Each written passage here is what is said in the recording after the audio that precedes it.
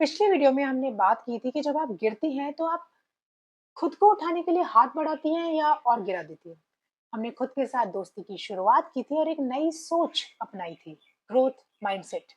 यही कि मैं सीख सकती हूँ। अब सवाल यह है कि सीखने के बाद क्या करेंगे।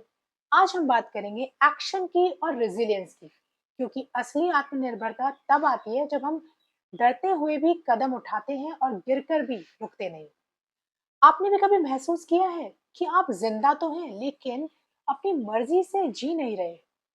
रोज सुबह उठना, सबका ख्याल रखना और फिर शाम में थक कर सो जाना।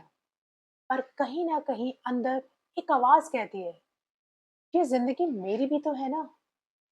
आज हम उसी आवाज को पहचानेंगे और उसे एक डायरेक्शन देंगे, अपने असली सपनों की तरफ।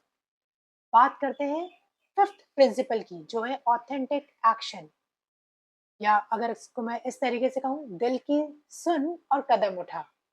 आत्मनिर्भरता सिर्फ पैसा कमाने से नहीं आती, वो आती है जब हम अपनी जिंदगी के फैसले खुद लें, और वो भी दिल के साथ। जोधपुर की नेहा एक टेलर की जो बेटी है, हमेशा फैशन डिजाइनिंग करना चाहती थी, पर घर की जिम्मेदारियों में अटक गई। पर उसने डिसाइड किया, रोज सिर्फ 30 मिनट्स, पर वो 30 मिनट्स सिर्फ खुद के लिए। एक महीने में उसने एक ड्रेस बनाई, दूसरे महीने एक और। आज वो अपना छोटा सा बिजनेस चला रही है घर से ही। एक प्रैक्टिस टिप देती हूँ, लिखिए। अगर मैं किसी का इंतजार ना कर रही होती तो मैं क्या करती। उसी सपने का पहला कदम सोचिए, छोटा हो पर सच्चा हो। बात करते हैं सिक्स्थ प्रिंसिपल की, जो है इमोशनल रेजिलियंस। मैं गिरती हूँ पर मैं टूटती नहीं हूँ। क्या आपने कभी अपने इमोशंस को समझने और संभालने की प्रैक्टिस की है? अक्सर जब हम फेल होते हैं या किसी अ, नेहमत का सामना करते हैं, हम बस चुप हो जाते हैं। पर असली ताकत तो वही होती है जब आप समेट कर खुद को फिर से उठाते हैं। एक बार उषा आंटी, जो 53 इयर्स की है, उन्होंने मुझे कहा, मैं अपने दुख को लिख के जला देती हूँ और हर बार लगता है कुछ अंदर से हल्का हो गया है।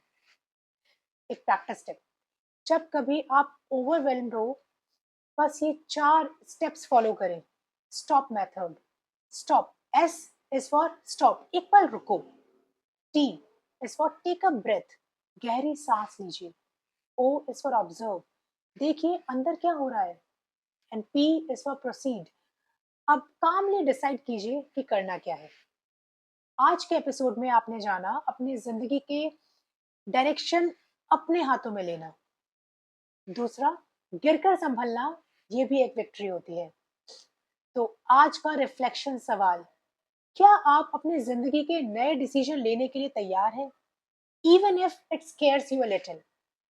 कमेंट में बताइए वो एक छोटी एक्शन जो आप आज उठाना चाहते हैं, सिर्फ खुद के लिए।